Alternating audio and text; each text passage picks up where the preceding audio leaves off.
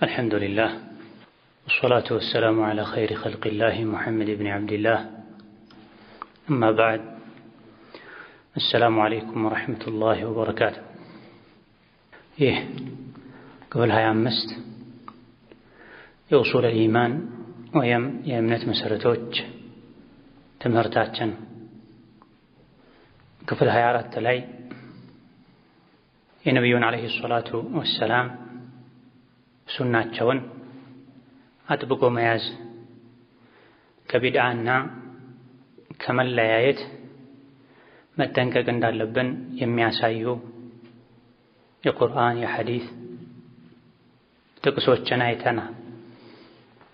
ከዛ አስከትለው ሸይኹ ረሒመሁላህ ተዓላ ባቡ ተሕሪድ ዐላ ጠለቢል ዒልሚ ወከይፊየቲ ጠለብ የሚል ባብ ርዕስ አስቀምጠዋል። ባቡ ተሕሪድ ዐላ ጠለቢል ዒልም እውቀትን ለመፈለግ ዒልምን ለመማር የሚያነሳሱ ወከይፊየቲ ጠለቢ ዒልምን በምን መልኩ መማር እንዳለብንም የሚያሳውቁ ሐዲሶች የሚዘረዘሩበት ባብ አሉ። ፊህ በዚህ ርዕስ ስር ከሚጠቀሱ ሐዲሶች አንዱ ሐዲሱ ሰሒሐይኒ ቡኻሪና ሙስሊም ከነቢዩ ዓለይሂ ሰላቱ ወሰላም የዘገቡት ሐዲስ ይገኝበታል። ፊ ፊትነቲል ቀብሪ የቀብር ፈተናን አስመልክቶ የሚናገረው ሐዲስ ላይ እዛ ላይ ምን ተጠቅሷል ከተባለ ኢነል ሙነዐመ ዱንያ ላይ እምነቱ ተግባሩ አምሮለት ወደ አላህ ሲሄድ ሙነዐም የሆነ ቀብር ውስጥ በጸጋ የሚኖር ሰው የቁሉ የፈተና መላእክት ሲጠይቁት ይላል ጃአና ቢልበይናቲ የነቢዩ ዓለይሂ ሰላቱ ወሰላም ምስል ፊት ለፊት እንዲታየው ተደርጎ ይህ ማን ነው ተብሎ ቀብር ውስጥ ሲጠየቅ ይሄ ነቢ ሙሐመድ ናቸው። ጃአና ቢልበይናቲ ግልጽ የሆኑ ማስረጃዎችን ይዘው መጥተው ነበር ወደኛ። ወልሁዳ ጠቃሚ እውቀትን ግልጽ መንገድንም ይዘው መጥተው ነበረ። ፈአመና እኛ የእሳቸው ተከታዮች አመንን። ወአጀብና ለጥሪያቸው መልስ ሰጠን። ወተበዕና ተከተልናቸው የሚል መልስ ይሰጣል፣ ይጸናል። እንግዲያውስ የፍርዱ ቀን እስኪደርስ ድረስ ተኛ በሰላም ኑር ይባላል። ወአነል ሙዐዘበ ዱንያ ላይ ግን ያላወቀ ያልሰራ ነቢን ያልተከተለ በዚህም ምክንያት አልሙዐዘብ ቀብር ላይ የሚቀጣ የሆነ ሰው የቁሉ መላእክት ስለ ነቢዩ ስለ ዲን ሲጠይቁት ይላል ሰሚዕቱ ናሰ የቁሉነ ሸይአን ሰዎች የሆነን ነገር ሲሉ ሰማሁና ፈቁልቱሁ ተከትያቸው አልኩኝ እንጂ ላኢላሃ ኢለላህ ሙሐመዱር ረሱሉላህ ማለት ምን ማለት እንደነበረ አላውቅም ነበር ይላል። ይሄኔ በመዶሻ አናቱ ይመታል፣ ወደ 7 ምድር ይወርዳል፣ መልሰው ያወጡታል። በዚህ መልኩ ይሰቃያል። አንደኛው የተቀጣው ባለማወቁ ባለመከተሉን፣ ሌላኛው በኒዕማ በጸጋ የኖረው የሚኖረው ቀብር ውስጥ በማወቁ በመከተሉ በመተግበሩ ነው ለማለት ነው። ወፊህማ እንደዚሁ ቡኻሪና ሙስሊም ውስጥ ተዘግቦ እናገኛለን ትክክለኛ ሐዲስ عن معاوية رضي الله عنهما كمعاوية ابن أبي سفيان أن رسول الله صلى الله عليه وسلم يا الله ملكتنا قال بلوال من يريد الله به خيرا الله لسو خيرا ملكام النجر يشالت سو يفقهه في الدين يدين جنزابي أوكت يستوال يدلوالا በእነዚህና በሌሎችም ከተለው በሚመጡ ሐዲሶች ነቢዩ ዓለይሂ ሰላቱ ወሰላም የእውቀትን አንገብጋቢነት ዘርፈ ብዙ ጠቀሜታ ገልጸዋል። ሸይኹ ረሒመሁላሁ ተዓላ በዚህ ኡሱለል ኢማን በተሰኘ የእምነት መሰረቶች በሚዳሰሱበት ኪታብ ስር ስለ ዒልም ያወሩበት የዳሰሱበት ምክንያት ዒልም የመሰረቶች ሁሉ መሰረት ስለሆነ ኪታቡ ስለ ኡሱል ኢማን ነው፣ ስለ እምነት መሰረቶች ነው የሚያወራው። ነገር ግን ስለ ዒልም አንድ ራሱን የቻለ ባብ ከኪታባቸው ባቦች ውስጥ 9ኛውን ባብ ስለ ዒልም አንገብጋቢነት ሰዎች ለእውቀት እንዲነሳሱ ስለማድረግ እውቀት በምን መልኩ መፈለግ እንዳለበት የሚዳስስ ባብ ርዕስ ያሰፈሩበት ምክንያት እውቀት የአርካነል ኢማንም መሰረት ነው፣ የአርካነል ኢስላምም መሰረት ነው። አንድ ሰው አርካነል ኢማንን አውቀዋል፣ ተረድቷል፣ ተግብሯል የሚባለው ሲማር፣ አርካነል ኢስላምን ጠብቋል የሚባለው፣ አርካነል ኢማንን አስገኝቷል፣ አሟልቷል የሚባለው ሲያውቅ። ወከዛሊክ ከዚህ ባብ በፊት ያለው ባብ በቁርአን በነቢይ ስለማመን ነው። አንድ ሰው በቁርአን አምኗል የሚባለው እውቀት ሲኖረው ነው፣ ሲያውቀው ነው፣ ቁርአንን ሲቀራው ነው። ወከዛሊክ ከእምነት መሰረቶች አንዱ በነቢያት ማመን ነው። ከነቢያት ውስጥም የኛ ድርሻ የሆኑት በነቢ መሐመድ ማመን፣ እሳቸውን መከተል። አንድ ሰው ነቢ መሐመድን አለይሂ ሰላቱ ወሰላም በትክክል ተከትሏል የሚባለው ትክክለኛ ተከታይ ሊሆን የሚችለው ዒልም ሲኖረው ሲያውቅ፣ ነቢዩ ምን ይዘው መጡ፣ ምን አዘዙ፣ ከምን ከለከሉ፣ ወደ ምን ተጣሩ፣ ምን አስጠነቀቁ የሚለውን ሲያውቅ። ስለዚህ እውቀት ሲኖረን ነው በቁርአን አምነናል የሚባለው። እውቀት ሲኖረን ነው በነቢዩ አለይሂ ሰላቱ ወሰላም አምነናል የምንባል ወይም ትክክለኛ አማኞች የምንሆን። ያዕዙሙ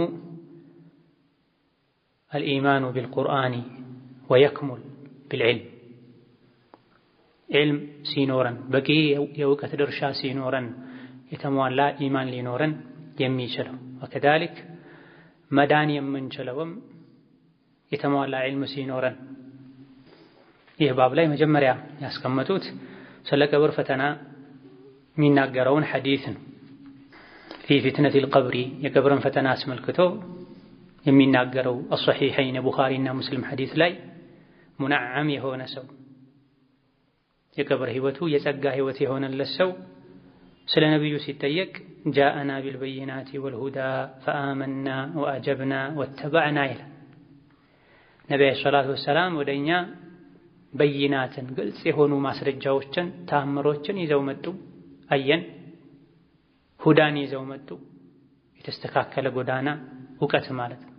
ወለዚ አርሰለ ረሱለሁ ቢልሁዳ ወዲኒል ሐቅ፣ እውቀትና መልካም ስራ ግልጽ የሆነ ጎዳና የነቢዩ ሰለላሁ ዐለይሂ ወሰለም መለያ መታወቂያቸው የመጡት እነዚህ ሁለት ነገሮችን ይዘው ነው በዋነኝነት። በይናትን ግልጽ የሆነ ማስረጃን ያላገኘ ያልያዘ ሰው ቀጥተኛውን መንገድ ሊያገኝ አይችልም፣ ይምታታል። ዛሬ አንድ አካሄድ ይሄዳል፣ ነገ ሌላ አካሄድ ይሄዳል። ዛሬ ይቻላል ብሎ ያምናል፣ ነገ አይቻልም ብሎ ያምናል፣ ይደነበራል። የተወሰነ ሄዶ ይመለሳል፣ ይቆማል፣ ሚዘውን ያጣል። በይናት ግልጽ ማስረጃ የያዘ እምነቱን አቋሙን እውቀት ላይ የተመሰረተ ያደረገ ሰው ሁሌ ወደፊት ነው የሚጓዘው። እድሜው በጨመረ ቁጥር ኢማኑ ይጨምራል፣ መረጋጋቱ ይጨምራል፣ ደስታው ይጨምራል። በዚህ መልኩ ጌታዬን ያመለኩ የዕልምን የዓመልን የመልካም ሥራን ጣዕም ያጣጣምኩ ለረጅም ጊዜ ዱንያ ላይ በኖርኩ ይላል። ግራ የገባው ግን ብዥታ ሲበዛበት መደናበር ሲበዛበት ሞቼ በተገላገልኩ ሊል ይችላል። ከእስላም ሁሉ የሚወጣ ይኖራል። እስላም ራሱ የሚያደናብር ሆኖ ሳይሆን የመረጠው መንገድ የሚሄደው አካሄድ ለዚህ ዳርጎት ነው። የሰው ልጅ ሞቶ ቀብር ላይ ሲቀበር ጥያቄ ይጠየቃል። መን ረቡከ መን ነቢዩከ ማ ዲኑከ ይባል። ይሄ ከባድ ጥያቄ ነው፣ ለማንም አይቀርም።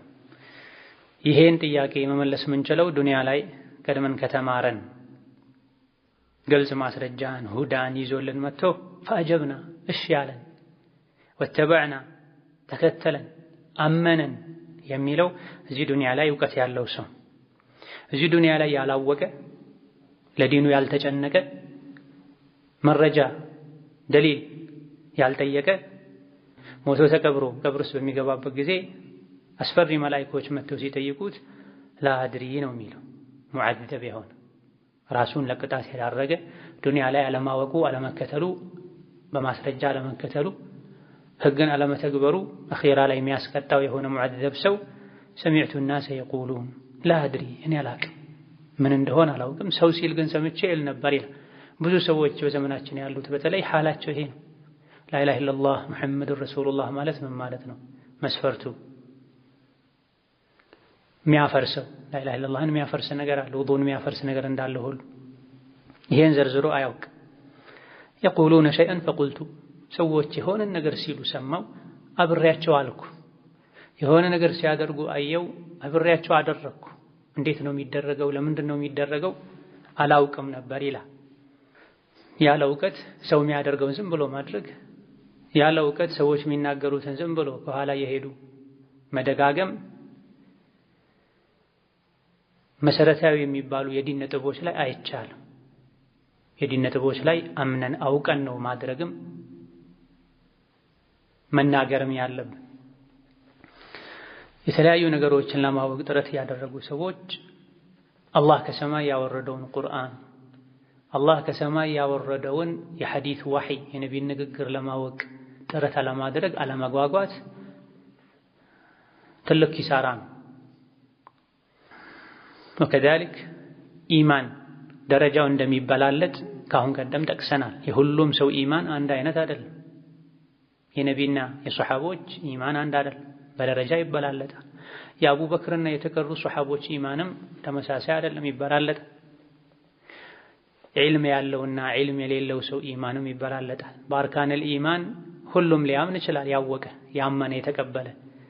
ነገር ግን እውቀት ላይ የተመሰረተ ማመንን ያመነና እንዲሁ ሙስሊም ነኝ ስለሚል በጥቅሉ አርካነል ኢማንን ስለሰማ የተቀበለ የውስጥ ምስጢራቸውን የማያውቅ የማያጠና እኩል አይደለም። ስለዚህ እውቀታችን በጨመረ ቁጥር ኢማናችን ይጨምራል። የዲን ግንዛቤያችን ፊቅሃችን በጨመረ ቁጥር የቂናችን በዲናችን ላይ የሚኖረን እርግጠኝነት እየጨመረ ይሄዳል። መልካም ስራ ሲጨመርበት ሲታከልበት ማወቁ ብቻ ዋጋ የለው። ሐላል ሐራምን ማወቁ ተውሂድ ሱናን ማወቁ ብቻ ዋጋ የለው። አስከትሎ መልካም ስራ መስራት አያይዞ መልካም ስራ መስራት ያስፈልጋል። በዚህ ነው ቀብር ላይ ምንድነው? ምክንያቱም ሐዲሱ ላይ ጃአና ቢልበይናት ወልሁዳ ፈአመና ወአጀብና ወተበዕና። እውቀት እሺ ማለት እተበዕና ተከተለን ተግባር፣ የተከለከሉን መከልከል የታዘዙትን መተግበር ያስፈልጋል።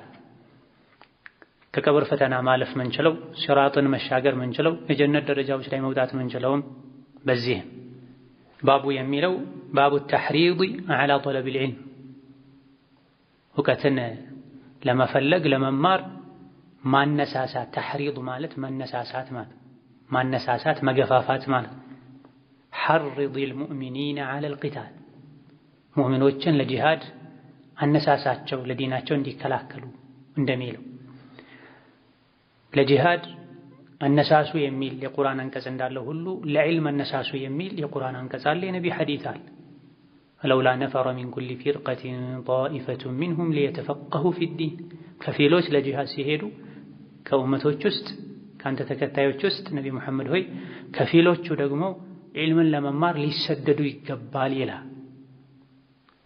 እዚህም ጋር የቅያም ቀን ወይም የሰው ልጅ ሞቶ ሲቀበር መዳን የሚችለው በእውቀት ነው በተግባር ነው የሚለው ሐዲሱ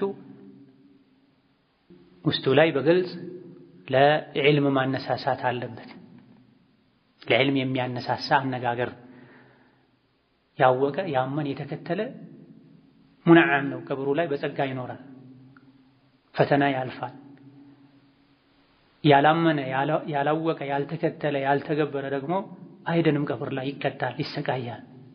ላደረይተ ወላ ተለይት አላወቅ ወይ ያልጠየቅ ብለው ምድር ላይ አለ የሚባል ትልቅ ተራራ ቢመታበት ሊያፈረካክስ በሚችል መዶሻ አናቱ ይመታል። ያስመታው አላዋቂነቱ፣ አለመጠየቁ፣ አለመተግበሩን። ከዚህ ውርደት መዳን የሚቻለው በመማር ነው፣ በማወቅ ነው፣ በመከተል በመተግበር ነው። ስለዚህ ከዚህ መዳን የፈለገ ሊማር ይገባዋል። አላህን የሚያውቅ ህጉን የሚያውቅና የማያውቅ መቼም እኩል አይደለም፣ በአዱንያም በአኺራ።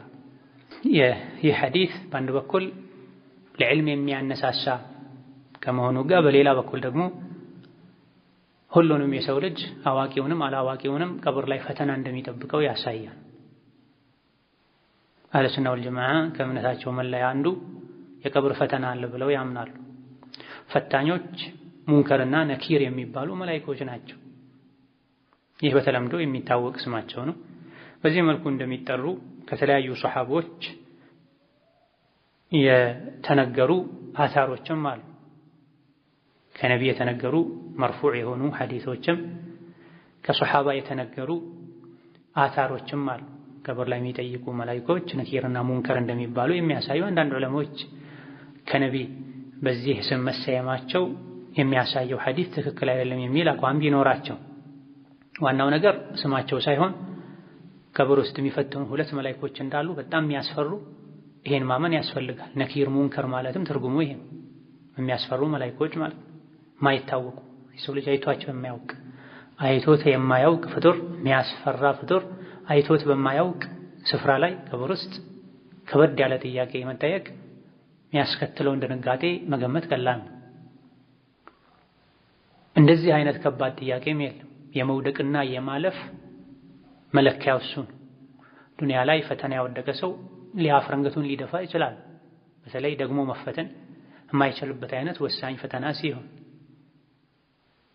ወደቀ መባልን ፈርቶ ብዙ የሚነሳባቸው አማራጮች ሊኖሩት ይችላሉ። ይህ ግን የቀብሩ ፈተና የቀብሩ ጥያቄ ግን የመጨረሻው መውደቅና ማለፍ መክበርና መዋረድ የሚለይበት የሰው ልጅ ስለ ጌታው ስለ ነቢዩ ስለ ሃይማኖቱ ዲኑ የሚጠየቅበት እነዚህ ሶስቱ ከባድ ፈተናዎች ናቸው። ነገር ግን አላህ በረሕመቱ አስቀድሞ እዚሁ ዱንያ ላይ ጥያቄውን ነግሮናል።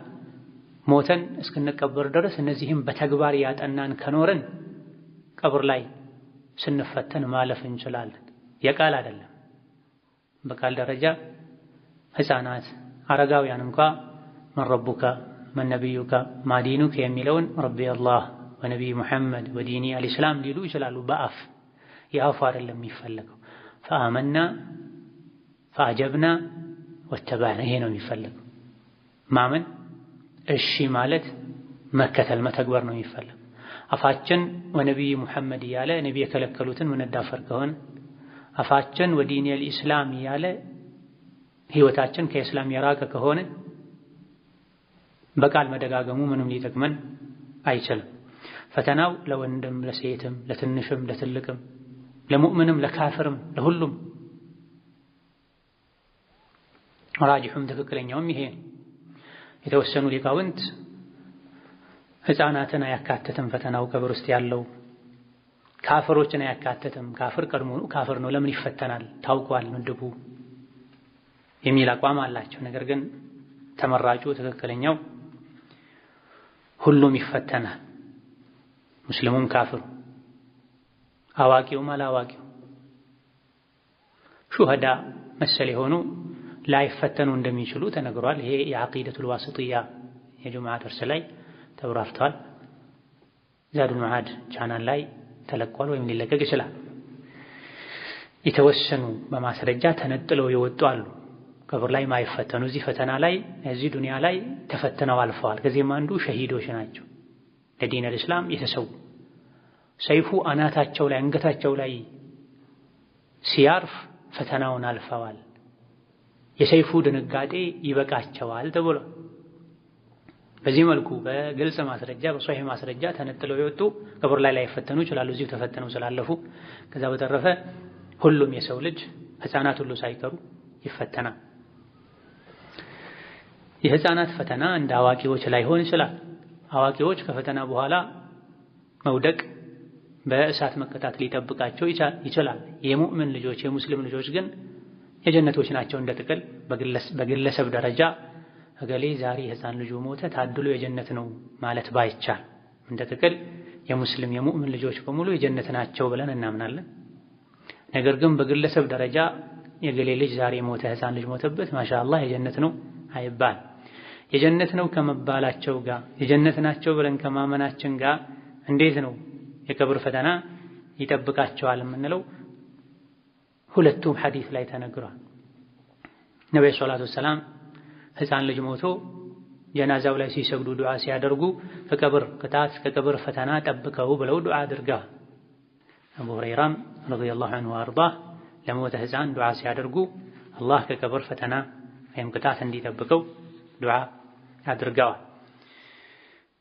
አንዳንድ ህፃናት ወላጆቻቸው ሙስሊሞች ሙእሚኖች ቢሆኑም የህፃኑን ስራ ዕጣ ፈንታ ሸቂይ ነው ሰዒድ የሚለውን በትክክል አላህ ብቻ የሚያውቅበት ሁኔታ ስለሚኖር ወከዛሊክ ከቀብር ቅጣት ጠብቀው ማለት ሙስሊም ከመሆኑ ሙእሚን ከመሆኑ ጋር የግድ መቀጣቱንም ጭምር ይቀጣል ማለትም ላይሆን ይችላል። በጥቅሉ የቀብር ፈተና ሁሉንም ስለሚያሰጋ ጠብቀው አድነው ማለት ይሆናል።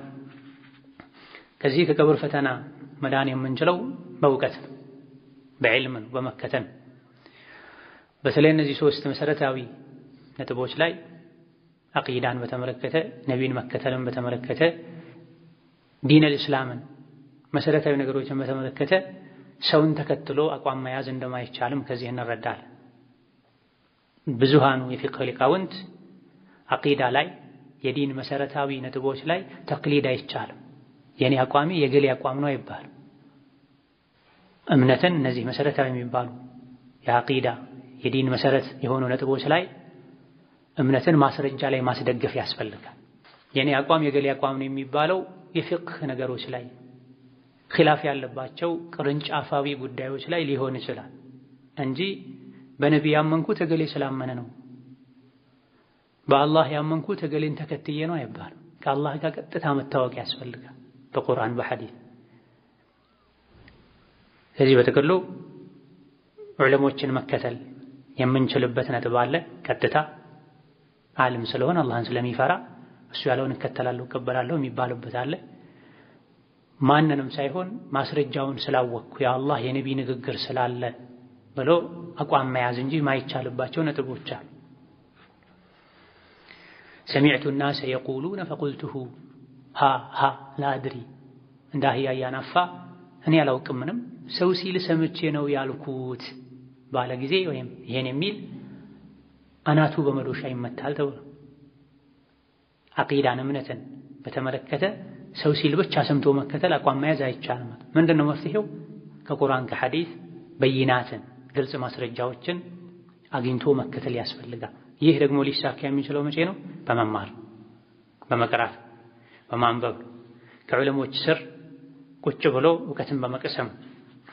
ሌላኛው ሐዲስ የሙዓዊያ ሐዲስ ነው። وفيهما عن معاوية رضي الله عنه أن رسول الله صلى الله عليه وسلم قال من يريد الله به خيرا يفقهه في الدين الله خيرا يشاء للسو يدين جنزابي ستوال على النبي صلى الله عليه وسلم هيجو بتام تلك حديث بخارينا مسلم ليلو كم يزجبوت الله خيرا يشاء للسو لكبر يتعجسوا الله زند يدين جنزابي الله ستوال ይማራል፣ ይጠይቃል፣ ዕልም ይወዳል፣ ለዕልም ልቡን ጊዜውን ይሰጣል፣ ዕልምን ያፈቅራል፣ ይናፍቃል። ከወሬ ከዛዛታ ከእንቅልፍ ከዙረት ይልቅ በዕልም ይጠመዳል። አላህ ኸይር ይሻለስ ሲተኙ ሲነሱ ሲሄዱ ሲመጡ ሲመሽ ሲነጋ ከዕልም ጋር የሚያሳልፍ ልቡ በዕልም ዙሪያ የሚያስብ የሚሐፍብ ማስተዋሻ የሚይዝ ያልገባው የሚጠይቅ የሚያደምጥ የሚያነብ በዕልም የተጠመደ አላህ ኸይርን የሻለት ሰው መሆኑን ሊያውቅ ይገባል። በተቃራኒው ደግሞ ስለ ዕልም ማያስብ ማይጨነቅ ማይጠይቅ ማያነብ ማይሄድ ማያደምጥ የሆነ ሰው አላህ ኸይርን እንዳልፈለገለት ለኸይር ያልታጨ ሰው መሆኑን ሊያውቅ ይገባል። አላህ አንድን ሰው ለኸይር የሚያጨው ውስጡ ላይ የኸይር ፍላጎት መኖሩን ሲያውቅ፣ አንድን ሰው ከኸይር ችላ የሚለው ውስጡ ላይ የኸይር ፍላጎት አለመኖሩን ሲያውቅ ፈዓሊመ ማ ፊ ቁሉብህም فأنزل السكينة عليهم وأثابهم فتحا قريبا صحابوች ከነቢ ጋር የነበሩ ሰዎች ልባቸው ውስጥ የነበረውን መልካም ፍላጎት አላህ አወቀ፣ ልባቸውን አረጋጋው፣ ቅርብ የሆነ ድልም ሰጣቸው ይላል። ሙናፊቆች ደግሞ ሱሐቦች ለጂሃድ ሲሄዱ ወደ ኋላ የቀሩ ነበሩ። ፍላጎት አልነበራቸው፣ ምክንያት ደረደሩ። አይደለም አላህ የልባቸውን አውቆ ፈተበጠሁም ወቂለ ቁዑዱ መዐል ቃዒዲን። መውጣትን ሲጀምሩም አይፈልጉም፣ ይፈራል። በዱንያ ፍቅር ልባቸው ስለተሞላ አቅላቸው ስለታወረ ፊሰቢልላህ መሄድን መታገልን ይፈራሉ፣ አይፈልጉም። ዱንያን ይወዳሉ። ከተቀማጮች ጋር መንደር ውስጥ ወደ ኋላ ከቀሩ ከአካል ጉዳተኞች ከቤት እመቤቶች ጋር ቁጭ በሉ አላቸው አላህ። ቀድሞ ውስጣቸው ላይ የጂሃድ ናፍቆት እንደሌለ ስላወቀ እዚህም ጋር ውስጡ የኸይር ፍላጎት እንዳለ ያወቀን ሰው አላህ የዕልምን ውዴታ ይሰጠዋል። ዕልምን አይጠግብም፣ ደከመኝ ሰለቸኝ አይልም። ውስጡ ላይ ደግሞ የዕልም ፍላጎት፣ የኢማን ፍላጎት፣ የዓመል ፍላጎት፣ የዲን እውቀት ፍላጎት አለመኖሩን ቀድሞ አላህ ያወቀ ሰው ለዚህ አያግዘውም፣ አይወፍቀውም። መን ዩሪድላሁ ቢሂ ኸይረን ዩፈቂህሁ ፊዲን። አላህ ኸይርን የሻለት ሰው ሀብት ይሰጠዋል፣ ውበት ይሰጠዋል፣ ስልጣን ይሰጠዋል፣ ብዙ ልጆችን ይሰጠዋል አላል። የኸይሮች ሁሉ ኸይር፣ የኸይሮች ሁሉ ቁልፍ የሆነውን የዲን ግንዛቤ ይሰጠዋል። የዲን ግንዛቤ ሲኖር ነው ሀብቱም ስልጣኑ ልጁ የትኛውም ዱንያዊ ጥቅማ ጥቅም አኼራ ላይ ሊጠቅም የሚችለው አላህን በማያስቆጣ መልኩ ልንጠቀመው የምንችለው ቀድሞ እውቀት ካለን። እውቀት ካለ ሁሉም ነገር እንዲጠቅም ማድረግ ይቻላል። እውቀት ከሌለ ግን ሁሉ ነገር ጎጂ ይሆናል። ስለዚህ ለመልካም ነገር ሁሉ መገኘት ዘላቂ መሆን ሰበብ የሆነውን እውቀት አላህ ይሰጠዋል። ፊቅህ ማለት ግንዛቤ ማለት ነው። ዲን ማለት ደግሞ ሃይማኖት ማለት ነው። ይፈቂሁ ፊዲን የሃይማኖትን እውቀት የዲኑን ግንዛቤ አላህ ይሰጠዋል። አቂዳውንም ሸሪዓ ሐላል ሐራም ህግጋቱንም ጭምር አላህ ያሳውቀዋል ማለት ነው። ምክንያቱም ዲን 3 መርተባዎች አሉት፣ ኢስላም፣ ኢማን፣ ኢሕሳን። ይፈቂሁ ፊዲን የሚለው 3ቱንም ያካትታል። ኢስላምን ውጫዊ ህጋትን፣ ኢማንን ውስጣዊ እምነት ነክ ነገሮችን፣ ኢሕሳን ከአላህ ከሰዎች ጋር የሚኖርን ግንኙነት የሚመለከቱ ህግጋትን በሙሉ እንዲያውቅ አላህ ያደርገዋል፣ ዲኑን ያሳውቀዋል። ስለዚህ የዕልምን ውዴታ አላህ የሰጠው ሰው ያለ መሰላቸት ያለ መዘናጋት ሁሌ በህይወት እስካለ ድረስ የተለያዩ እንቅፋት ሊሆኑ የሚችሉ ነገሮች እንኳን ቢኖሩበት ተቋቁሞ ወገቡን አስሮ ዕልም የሚማር ሰው አላህ ለኸይር እንዳቸው ሊያውቅ ይገባል። ዕልምን መማር የጀነትን ጉዞ መጀመር ነው። መን ሰለከ ጠሪቀን የልተሚሱ ፊህ ዕልመን ሰሀረ አላሁ ለሁ ቢሂ ጠሪቀን ኢለል ጀነህ ተብሏል። ዕልም ፍለጋ እንቅስቃሴ ጉዞ የጀመረ በዚህ ጉዞ አላህ የጀነትን መንገድ ያገራለታል ብሏል። መድረሳ ውስጥ ቁጭ ብሎ መስጂድ ቁጭ ብሎ ቤቱ ቁጭ ብሎ የሚያጠና የሚያሐፍዝ የሚደጋግም ወደ ጀነት እየተጓዘ ነው ማለት ነው። በነቢ ሐዲስ መሰረት ዕልም መማር ወደ ጀነት መጓዝ ነው ማለት። ዕልምን ማይማር ጉዞ አልጀመረም ወደ ጀነት ማለት ነው። ለ1 ሰዓት ለ2 ሰዓት ተጉዞ 1 ሰዓት ግማሽ ሰዓት ቁጭ ብሎ መማሩ ብቻ አይደለም የዕልም ጉዞ የሚባለው። የተማሩትን ቤት አልጋ ላይ ጋደም ብሎ ሶፋ ላይ ቁጭ ብሎ ማጥናቱ ራሱ ጋደም ተብሎም የአኼራ ጉዞ ነው የሚባል። የተቀዳ ትምህርትን ቁጭ ብሎ ማድመጥ የአኼራ ጉዞ ነው የሚባል። ሲማሩ የያዙትን ማስታወሻ ገልጦ ደጋግሞ ማንበብ የአኼራ ጉዞ ነው የሚባል። ሰሀለ አላሁ ለሁ ቢሂ ጠሪቀን ኢላ አልጀነ። ሲያነቡ ሲያደምጡ ቁርአን ሐዲትን ሲሰሙ ለመልካም ስራ መነሳሳት ይመጣል። ይሄ ነው የጀነት ጉዞ የሚባል። ከመጥፎ ስራ ወደ ኋላ ማለትን አላህን መፍራትን ባጠፉት ጥፋት መጸጸትን ያስከትላል። ዘውትር ዕልም መማር ቀልብ እንዲረጥብ ያደርጋል። አኺራን እንዲያስታውሱ ለኸይር ስራ እንዲነሳሱ ያደርጋል። ከዕልም ሲርቁ ከኸይር ስራ መራቅ ይመጣል፣ ወንጀልን መዳፈር ይመጣል፣ ቀልብ ይደርጋል።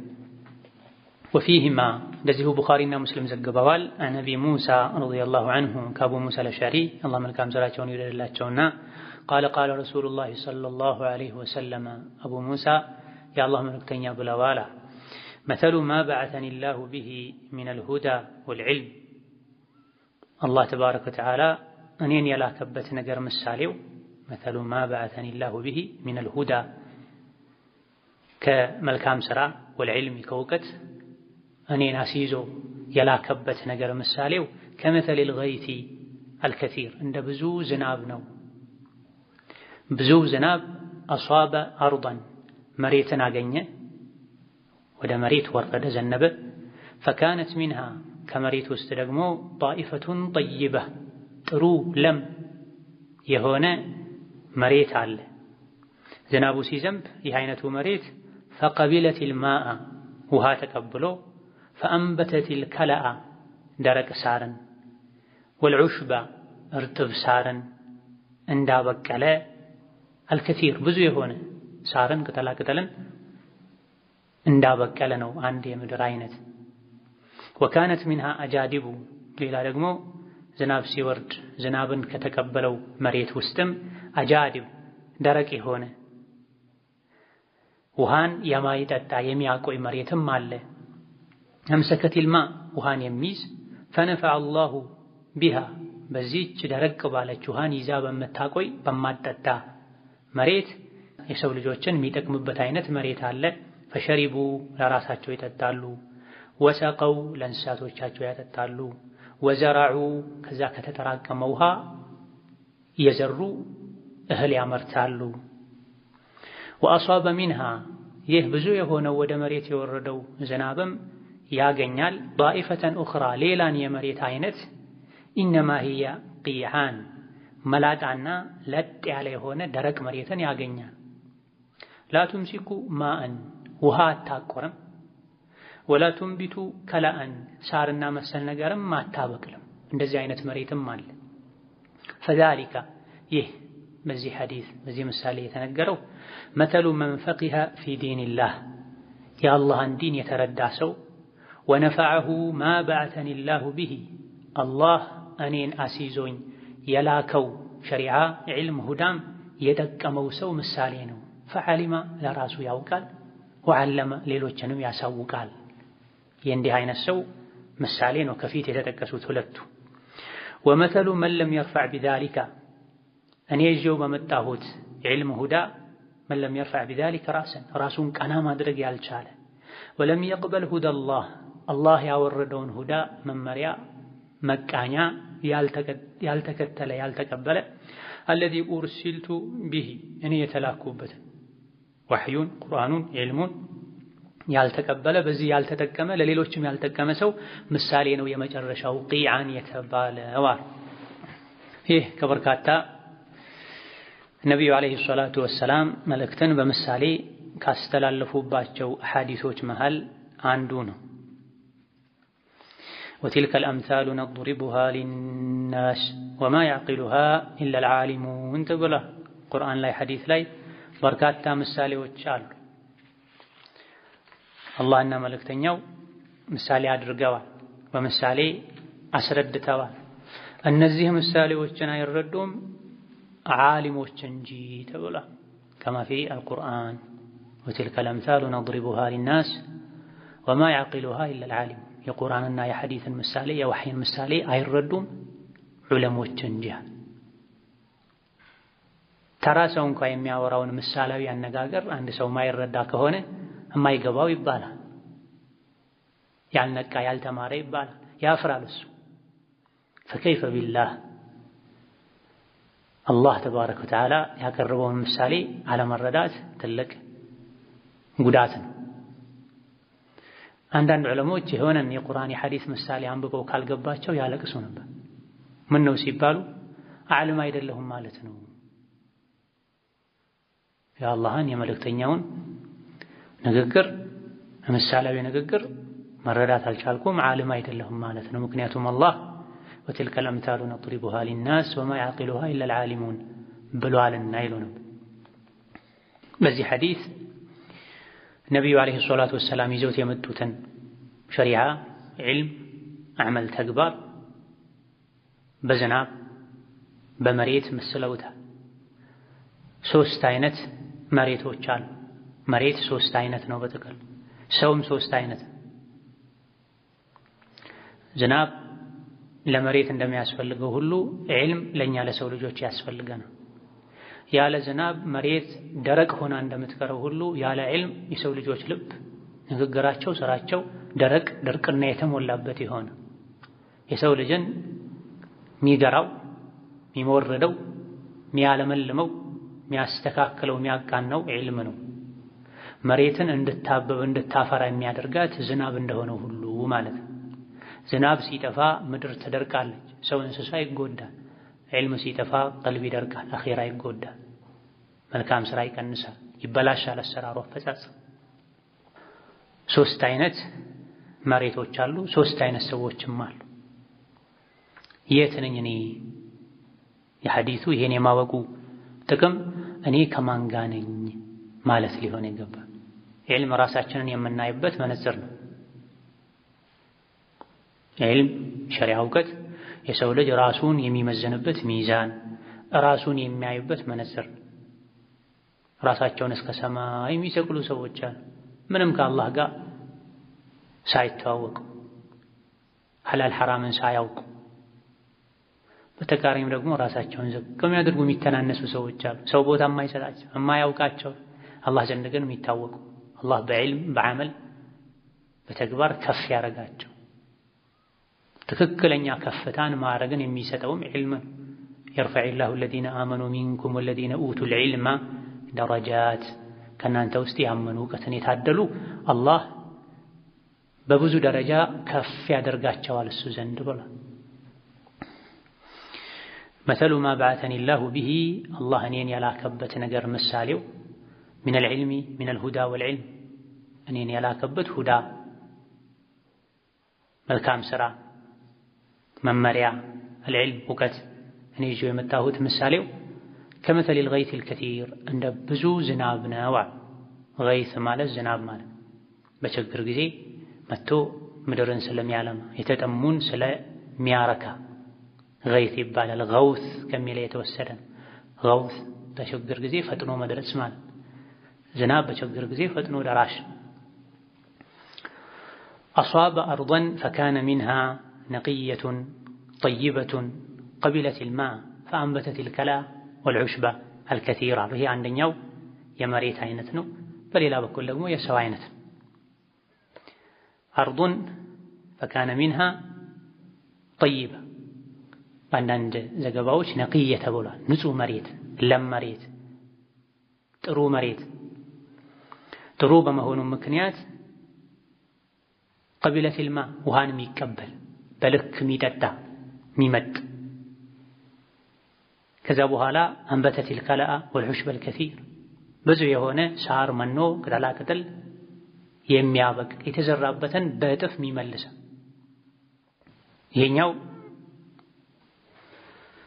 مثل من فقه أو فقه في دين الله ونفعه ما بعثني الله به فعلم وعلم የፊተኛ ሁለቶቹ በደረጃ ቢባላለጡም ጠቃሚ የሆኑ መሬቶች ናቸው አንደኛው ዝናብ ሲዘንብ ውሃን የሚይዝ የሚጠጣ ንጹህ አፈር ለም አፈር ያለው ሳር እህል መኖ ቅጠላ ቅጠል የሚያበቅል ሌላኛው ደግሞ ይሄን የማያደርግ አጃድብ ትንሽ ደረቅ ያለ ነገር ግን ውሃን የሚያቆር አምሰከት الما በዚህ ባቆረው ውሃ ሰው እንስሳት የሚጠቀሙ የሚዘሩ የሚያበቅሉ ይሄ አንድና ሁለተኛው ጠቃሚ የሆነ የመሬት አይነት ነው የጠቃሚነቱ ደረጃ ይበላለጣል የተዘራውን የተተከለውን አብቅሎ የሰው ልጆች መብላት መጠጣት ህይወታቸውን ማስከተል ይችላሉ ፈሸሪቡ ወሰቀው ለእንስሳቶቻቸው ውሃን ያጠጣሉ በሁለተኛው ወዘራዑ ይዘራል መስኖን የተጠቀሙ ከሰማይ የሚወርደውን ብቻ አይጠብቁም ማለት ነው እንስሳቶቻቸው የሚበሉትን መኖ ያገኛሉ ከለ ዑሽብ ለስላሳ እርጥብና ደረቅ ያሉ የሳር አይነቶችን የሚገልጽ ለረጅም ጊዜ ዝናብ ዘንቦ የሚበቅሉ ሳሮች እንስሳቶች ይሄን የተመገቡ የሰው ልጆችን በበቂ ሁኔታ እንዲያገለግሉ ብዙ ወተት፣ ብዙ ከእንስሳት የሚገኙ ነገሮች ሰዎች ሳይቸገሩ እንዲያገኙ ያደርጋል። ዝናብ በሌለበት በሚቆይበት ጊዜ ደግሞ አጃድብ የተባለው አይነት መሬት የያዘውን ውሃ እየተጠቀሙ በድርቅ ሳይጠቁ እንስሳትን ያጠጣሉ፣ በመስኖ ይዘራሉ፣ ያመርታሉ። ወአህሉ መጀር የመጀመሪያው አውቆ የሚተገብር ሰዎችንም የሚያስተምር ሰው ምሳሌ ነው። ነቅያ ጠይባ ጥሩ ለም ለስላሳ መሬት ማለት ይሄ የተዘራበትን ያበቅላል፣ ውሃ ይመጣል፣ እውቀትን ለራሱ ይጠጣል ማለት ነው። ያበቅላል፣ ለሰዎች እንዲደርስ ያደርጋል፣ ራሱን ይለውጣል፣ ሰዎች እንዲለወጡ ሰበብ ይሆናል። ሁለተኛው ግን ላይሰራ ይችላል፣ አይሰራም ብዙ እንደፊተኛው፣ ግንዛቤም እንደዛ ላይኖረው ይችላል። ነገር ግን አጃድብ ደረቅ መጠጥ ያለ መሬት ነው፣ ውሃ ይይዛል፣ መጥቶም አይጨርሰውም። ቀጥሎ እንዳለው ቂዓን እንደተባለውም አፍስሶም አይጨርሰውም፣ ይይዛል። የያዘው ያቆረው ውሃ ለሰዎች ይጠቅማል። ለራሱ አይጠቀምም፣ ግን የሰማውን ለሰዎች ያስተላልፋል፣ ሰዎችን ይጠቅማል። እነዚህ የእውቀት ደረጃዎች ናቸው። ቢበላለጡ ሁሉም ትልቅ ወኔ ያለው ሰው ይደርስበት ዘንድ ሊጥር የሚገባው የፊተኛው አውቆ ሰርቶ ለሰዎች የሚያሳውቅ። ከሶስተኛው ደረጃ ግን ትንሽ ከፍ ብሎ ያለ በእርግጥ ማይመከር እታች ወርዶ ከመፈጥፈጥ ከመዋረድ ግን የሚሻል እየሰሙ ለሰዎች ማሰማት። ለምን አልሰራህበትም? አኺራ ላይ ሊጠየቅ ይችላል። ግን በሱ በኩል በሰሙት ሰዎች ሊጠቀሙ ይችላሉ። ሰዎችን ጠቅመዋል፣ ለራሱ አልተጠቀሙ። ሶስተኛው የከሰረው ወአሷበት ሚንሃ ጣኢፈተን ኡኽራ ኢነማ ሂየ ቂዓን መላጣ ለጥ ያለ መሬት ላ ቱምሲኩ ማእን ውሃ ይዝ ወላ ቱንቢቱ ከለአን መኖ ሳር አያበቅልም። እንዲህ አይነቱ ሰው ሰምቶ ተረድቶ ሰርቶ ለሰዎች አያስረዳ፣ አልያ ደግሞ ሰምቶ ይዞ ለሰዎች አያስተላልፍ፣ ከሁሉም የሌለ ነው። እንደዚህ አይነት መሬቶች አሉ፣ ምንም አይጠቅሙ መሬት። ዝናብ በዘነበ ቁጥር እንደው ላያቸው ላይ ያለ ነፈር እያጠበ ይዞ የሚሄድ መላጣ የሆነ መሬት አለ። ከሰዎች ውስጥም እንደዚህ አይነት ሰው አለ፣ ማይጠቅም ማይጠቅም ሌሎችን የሚጎዳ ዒልምን ማይማሩ ማይሐፍዙ ማይጽፉ ማስታወሻ የማይዙ ራሳቸውን ወደ ኸይር ደረጃ የማያወጡ ለሌሎችም ወደ ኸይር ደረጃ ለመውጣት ሰበብ የማይሆኑ ምንም አስተዋጽኦ ማያበረክቱ የተወገዙ የተወቀሱ ሰዎች። ዝናብ በዘነበ ቁጥር ከላዩ ላይ ያለን ቀሪ አፈር ይዞ የሚሄድ ምንም አይጠቅም የዝናብ የውሃ መተላለፊያ ብቻ የሆነ መሬት ያለው ሰው መሬት አለኝ አይልም።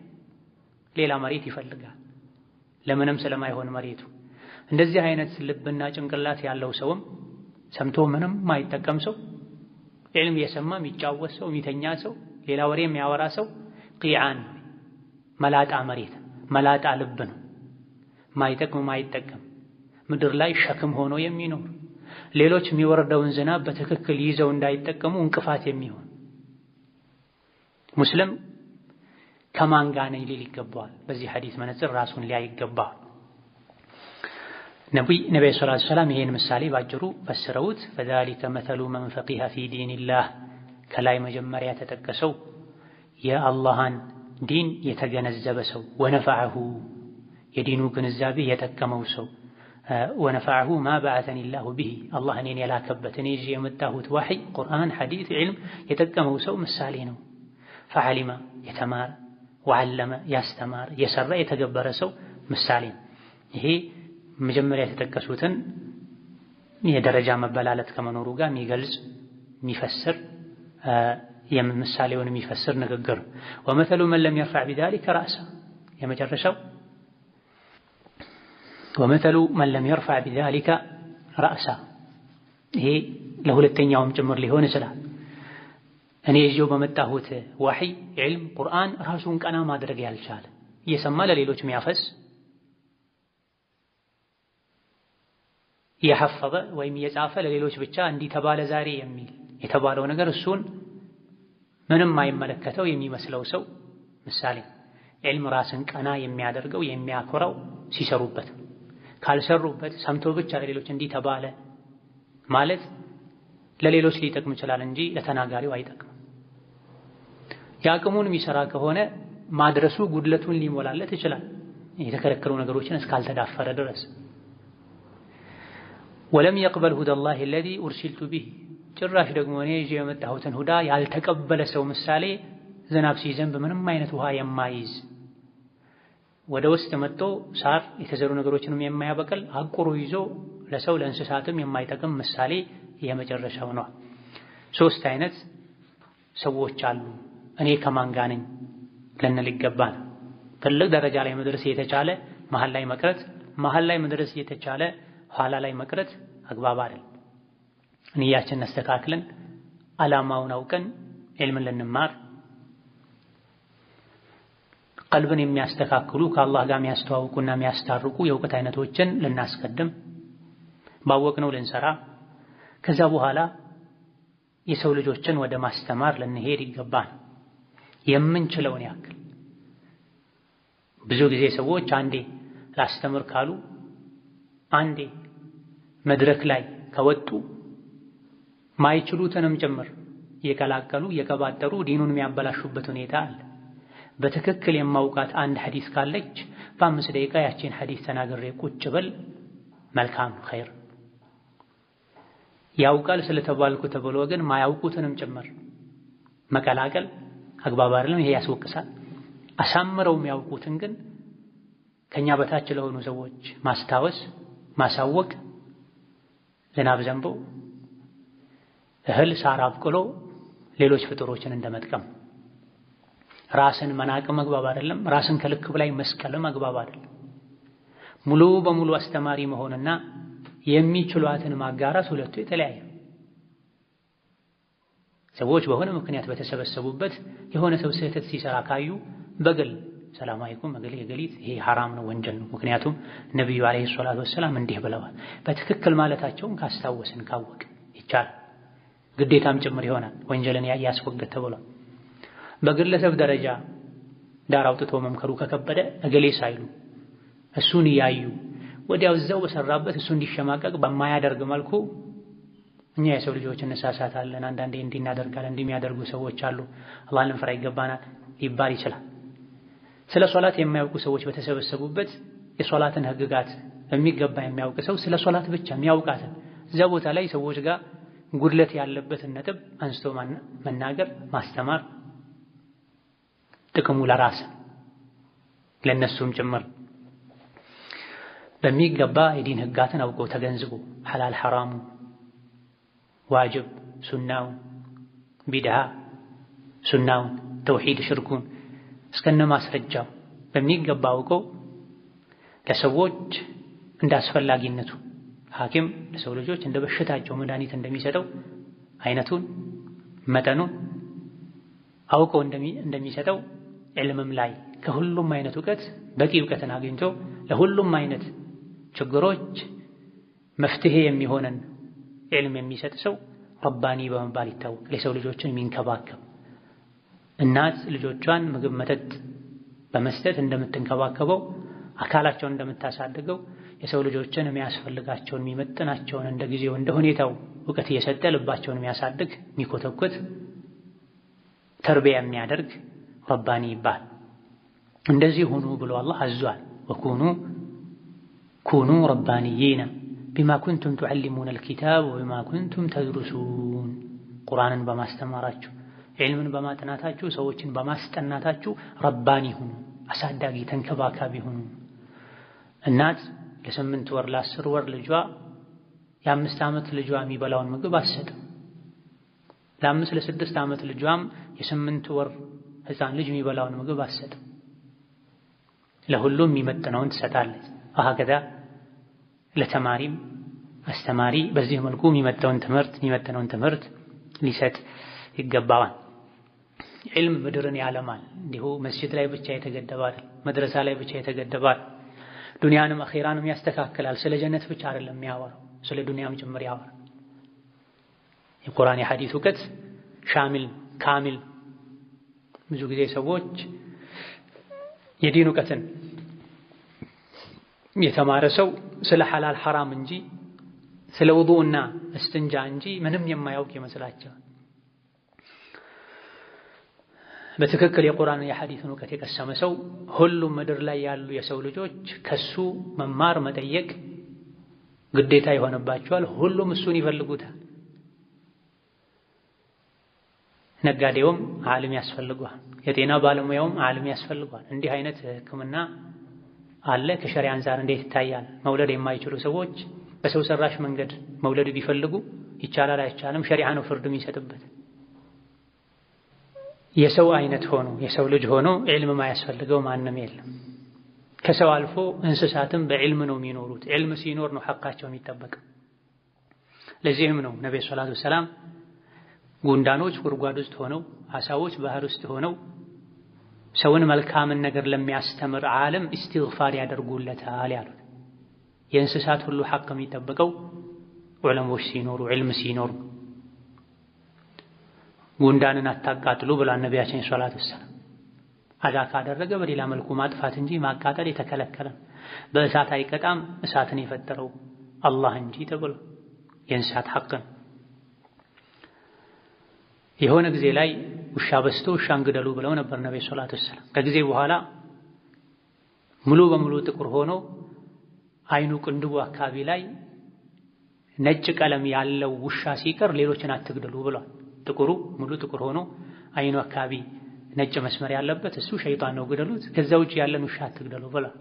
የሆነ ጊዜ ላይ አንድ ንጉስ ሀገሩ ላይ ውሻ በስቶ ሲያስቸግር ሀገራችን ላይ ያሉ ውሻዎች በሙሉ ይገደሉ ብሎ አዋጅ ሲያውጅ በጊዜው የነበሩት ሙፍቲ ደብዳቤ ጽፈው ውሻ የሚባለው እንስሳ አንድ ራሱን የቻለ ህዝብ ነው፣ አይገደልም ሙሉ በሙሉ። ከዛ ውስጥ እብድ ሆኖ የሚናከስ አልያ ደግሞ ቅድም ሐዲሱ ላይ የተባለው ሙሉ ጥቁር ሆኖ አይኑ ላይ ነጭ ያለበት ይሄን ብቻ ነው መግደል የሚቻለው ብለው አዋጁን አስቀይረዋል።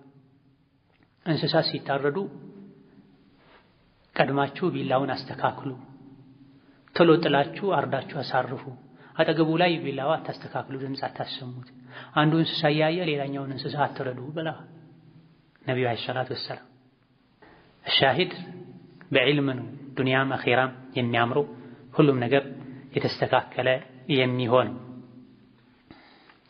ወለሁማ አን ዓኢሸተ ረዲየላሁ ዐንሃ ቡኻሪና ሙስሊም ዘግበዋል። አን ዓኢሸተ ከዓኢሻ መርፉዐን ዓኢሻ ከነቢዩ እንዳስተላለፉት ኢዛ ረአይቱሙ ለዚነ እነዚያን ስታዩ የተቢዑነ ሸሃዋቲ የተቢዑነ ማ ተሻበሀ ሚንሁ ከቁርአን አንቀጾች ውስጥ ከሐዲስ ከነቢዩ ንግግሮች ውስጥ ማ ተሻበሀ ሚንሁ እርስ በርሱ የሚምታታ የሚመስለውን የሚከተሉ ሰዎችን ካያችሁ ግልጹን ትተው አሻሚ የሚመስለውን የሚከተሉ ሰዎች ከገጠሟችሁ ፈኡላኢከ አለዚነ ሰመላህ እነዚህ ናቸው አላህ ቁርአን ላይ ስማቸውን የጠራ ባህሪያቸውን የነገረን።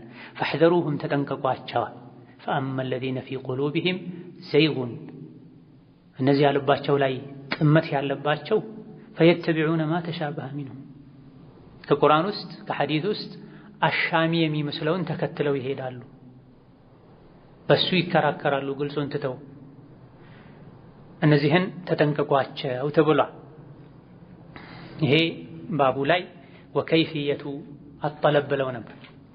ዒልምን ለመማር ማነሳሳት እና ዒልምን እንዴት መማር እንዳለብን የሚያሳዩ ሐዲሶች የሚነገሩበት ባብ ብለው ነበር። ዒልምን ለመማር የሚያነሳሱ የተወሰኑ ሐዲሶችን ጠቀሱና በምን መልኩ መማር እንዳለብን ወደ መዘርዘር ገቡ። ኢዛ ረአይቱሙ ለዚነ የተቢዑነ ማ ተሻበሀ ሚንሁ ከቁርአን ውስጥ ከሐዲስ ውስጥ ሙተሻቢሁን እርስ በርስ የሚጣረሰውን የሚምታታውን ከላይ ሲታይ አላዋቂ ለሆነ ሰው የሚምታታ የሚመስለውን የሚከተሉን ካያችሁ እነዚህን ተጠንቀቋቸው። አላህ ቁርአን ላይ የነገረን ይመጣሉ ወደፊት ግልጹን ትተው አሻሚ የሚመስለውን ይከተላሉ ያለን እነዚህን ነውና ፈሕዘሩሁም ተጠንቀቋቸው። ዒልምን መውሰድ ያለብን ከግልጽ የቁርአን የሐዲስ ጥቅሶች ነው ማለት ነው። አንዳንድ ሰዎች ገና ዒልም ሲጀምሩ አደናባሪ ከሆኑ አወዛጋቢ ከሆኑ ነገሮች ይጀምራሉ። ብዙ የማያውቋቸው ግልጽ ነጥቦች ያሉ ያንተተው አላህ እንዲህ ብሏል፣ በሌላ አንቀጽ ደግሞ እንዲህ ተብሏል። ይሄ እንዴት ሊሆን ይችላል? በአንደኛው ሐዲስ ነብይ እንዲህ አሉ፣ በሌላኛው ደግሞ እንዲህ አሉ። ይሄ እንዴት ይሆናል? እውቀታቸው እንዴት ይሆናል ብቻ ይሆናል ማለት ነው። መጀመሪያ ግልጹን አድርግ ተብለ የታዘዝከውን ተከልከል ተብለ የታዘዝከውን ወቅ እሱን ስጨርስ ይሄን መተህ ጠይቅ ይባላል። እንዲህ አይነት ዋዲሑን ትቶ ግልጹን ትቶ አሻሚ የሚመስለውን ተከትሎ መሄድ የተበላሸ የእውቀት አፈላለግ መንገድ።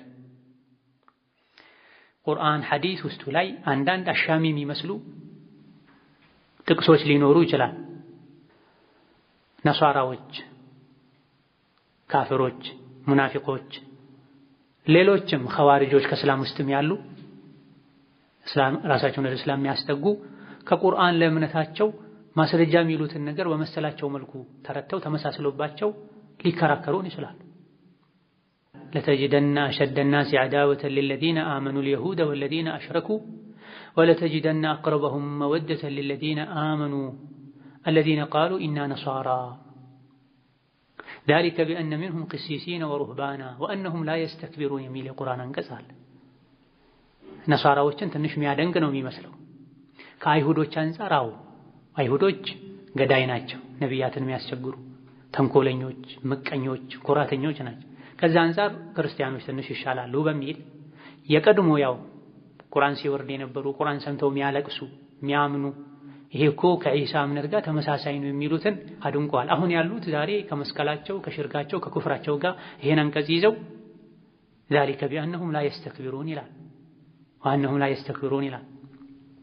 ቁርአን ውስጥም ኢና አንዘልናሁ ፊ ለይለቱል ቀድር ኢና ነሕኑ ነዘልና الذክር ብሏል። እኛ ብሏል አላህ ስላሴ ነው ማለት ነው የሚሉ ተገኝታ ላ ተቅረቡ ሶላተ ወአንቱም ሱካራ ሶላት አትስገዱ ሰካራሞች ሆናችሁ ነው የተባለው። ካልሰከርክ መጠጣት ትችላለህ ማለት ነው፣ ከሶላት ውጪ መጠጣት ትችላለህ ማለት ነው ያሉም ተገኝታ። አሻሂድ ደሊል የሚባልን ነገር ማንበብ ሳይሆን በትክክል ይሄ ደሊል ነው ወይ ዑለሞች ቀደምት ዲን መሪዎች በዚህ መልኩ ተረድተውታል ወይ መባል ያስፈልጋል። መጽሐፍ ማንበቡ ብቻ ደሊል ማንበቡ ብቻ ዛሬ ጸሐፊ በዝቷል። ለራሱ አስተካክሎ ማንበብ ማይችል ሰው ወላሂ ጸሐፊ ሆኗል ባለንበት ዘመን። ቁርአንን አስተካክሎ መቅራት ሐዲስን አስተካክሎ መቅራት ማይችል ኪታብ ፈትሐ ضማ ከስራ ከሌለው ማንበብ ማይችል ሰው ጸሐፊ ሆነ። መጽሐፍ ንግድ ሆነ። መጽሐፍ ዝና ማትረፊያ ሆኗል። እዛ ላይ አነባበቡን ማይችለውን ቁርአን ደሊል ብሎ ያቀርባል፣ ደሊል ብላ ታቀርባለች። ደሊል እኮ መሪ ማለት ነው። መሪነቱን ካወቁ በኋላ ነው መሪ የሚያደርጉት። እዚህ ተማሪ ከእንደዚህ አይነት አወዛጋቢ ነገሮች ዕልም መጀመር መውሰድ የለበትም። ዑለሞች ጋር እያሉ ለዕልም እያሉ ረጅም መንገድ መሄድ ከሀገር መሰደድ አያስፈልግም። አሁን ላይ መጽሐፎች ተጽፈዋል፣ በሚዲያ በሶሻል ሚዲያ ዕልም ከቤት ደርሷል። ባላችሁበት ተማሩ ነው ሰዎች ያለ ሼኽ በራሱ መንገድ የሚማር ከሚያስተካክለው የሚያጠፋው ይበልጣል፣ ከሚጠቀመው የሚጎዳው ይበልጣል። ዕልም የሚወሰደው ከዑለሞች አንደበት ሊሆን ይገባል። ሌሎች ነገሮች አጋዥ ነው፣ ለጥናት የሚያስፈልጉ የሚረዱ ነገሮች ናቸው ሊሆኑ የሚችሉት። አሻሚ የሆነውን መራቅ መጠንቀቅ አለብን። እውቀት ስንጀምር እስከ መጨረሻ ስንማርም ጭምር ከአሻሚ መራቅ አለብን። አሻሚን የምናነሳው መቼ ነው? ለማስታረቅ ነው። ለምሳሌ የሰው ነፍስ ያጠፋ ሰው ومن يقتل مؤمنا متعمدا فجزاؤه جهنم خالدا فيها የሙእሚን ነፍስ ያጠፋ እሱ የጀሃነም ነው ለሁሌም ይላል። ሌላ አንቀጽ ላይ ሌላ ሐዲስ ላይ ደግሞ እንደሚታወቀው ሙእሚን የሆነ ሰው ጀሃነም ውስጥ አይዘወትርም። አንድ ሰው ነፍስ ካጠፋ ብቻ ሙእሚን ከመሆኑ ሶላት ከመስገዱ በአላህ ከማምኑ ጋር ነፍስ ስላጠፋ በጀሃነም ይዘወትራል ወይ? የሱረቱ ኒሳ አንቀጽ ይሄን ነው የሚያሳየው። ኻሊደን ፊሃ። ይሄን ምን እናድርግ? ሁለቱ ተሻሚሁ ሙተሻቢህ ይባላል። ይሄን ለማስታረቅ ሙተሻቢህን እናነሳለን። ኻሊደን ፊሃ ማለት ለረጅም ጊዜ እዛ ውስጥ ይኖራል ማለት ነው። አበዳ ሚል አልተጨመረበትም። ለዘላለም እሳት ውስጥ የሚኖር የከፈረ ሰው ነፍስ ያጠፋም ሰው መብቴ ነው መግደል እችላለሁ ሐላል ነው ብሎ ከሆነ አው ኻሊደን ፊሃ ይባላል። ነገር ግን የሰው ነፍስ የተከበረ ነው የሙእሚን ነፍስ አላጠፋም ብሎ ከማመኑ ጋር ተሳስቶ አሊያ ደግሞ ስሜት ተሸንፎት ንዴት ተሸንፎት ቢያጠፋ ኻሊደን ፊሃ ማለት ለሱ ሲሆን እዚህ ጋር ለረጅም ጊዜ ይቆያል፣ ከረጅም ጊዜ በኋላ ይወጣል ማለት ነው። ምክንያቱም አኽሪጁ ሚነ ናሪ መን ካነ ፊ ቀልቢሂ ሚስቃሉ ሐባ ሚነል ኢማን ቅንጣት የምታክል ኢማን ልብ ውስጥ ያለችን ሰው ከእሳት አውጡ ይባላል የሆነ ጊዜ ተብሏልና። ስለዚህ ከዚህ ሐዲስ በዋነኝነት የተፈለገው ዒልምን ስንማር ከሙተሻቢህ መጀመር የለብንም። አሻሚ ነገሮችን ማራቅ አለብን። ግልጽ የሆኑ ዑለሞች ዘንድ የታወቁ ከቁርአን ከሐዲስ የተጨመቁ ኪታቦችን ነው ማንበብ ያለብን። መማር ስንፈልግ እንዲሁ የሆነን ክታብ አንስተን የሆነ ሰው የሆነ ቦታ ስለሚያስተምር እሱ ጋር ሄደን መማር ሳይሆን የሚቀራው ኪታብ ዑለሞች ዘንድ የሚታወቅ ነው ወይ? ለኔ አሁንም ያስፈልገኝ ነው ወይ? እውቀቴ እዚያ ደረጃ ደርሷል ወይ? የሚያስተምረው ሰውስ ዒልምን ከዑለሞች የተቀበለ ነው ወይ? አቂዳው እምነቱ አረዳዱ ትክክል ነው ወይ መባል አለበት። ዒልም አማና ነው፣ ዲን ነው። ዒልም የምንማረው ዒልም ዲን ነው። ትክክለኛ ዲን ላይ እንዳልሆንኩ ስሜት ይሰማኛል፣ ዲን መያዝ ፈልጋለሁ ብሎ አንድ ሰው ካገኘው ሰው ሄዶ ዲን አይቀበልም። ዲንን ከዲኑ ባለቤቶች ነው የሚቀበለው። ዒልም ዲን ነው። ዒልምን ከማን እንደምትወስዱ ልብ በሉ ብለዋል አልኢማሙ ዙህሪ ትልቁ ታቢዒ። ዒልም ዲን ነው። ዒልምን ከማን እንደምትወስዱ ልብ በሉ ብለዋል። የምትማሩት ኪታብ ምንቀራው ኪታብ ምን አይነት ኪታብ ነው? ለምን ተጻፈ? በማን ተጻፈ? ውስጡ ላይ ያለውስ ቁርአን ሐዲስ የሚደግፈው ሐሳብ ነው ወይ መባል አለበት። ከዚህ መዳን የምንችለው ከቁርአን ጀምረን ከጥንት ጀምሮ ዑለሞች ጋር የእውቀት ደረጃ አለ። እዚህ በዓለማዊው ትምህርት አንደኛ፣ ሁለተኛ፣ ሶስተኛ፣ 12ኛ ተብሎ እንደሚኬደው ዒልምም ላይ ቁርአን ተختሞ አንዴም አይደለም 2 3 4 ቁርአን አልጠራም ቁርአን ድገም ብለው ከዛም በላይ የሚያስደግሙ ዑለሞች አሉ። ከዛ በኋላ ልጅ ከሆነ ቁርአን ሐፍዞ የሶላትን አሰጋገድ ተምሮ ከዛ በኋላ የሚታወቁ ኪታቦች አሉ በየዘመኑ በየሀገሩ 40ን ብሉገል መራምን ሪያዱ ሷሊሒንን ከፊቅሁ ሰፊናን ሹጃዕ አቢ ሹጃዕን ባፈድልን ዑምዳን ሚንሃጅን እንዲህ ያለ በደረጃ ከተማረ ዒልም ይጠቅመዋል። አሻሚ ነገሮች ቢመጡ ሁሉ መከላከል ያስችለዋል።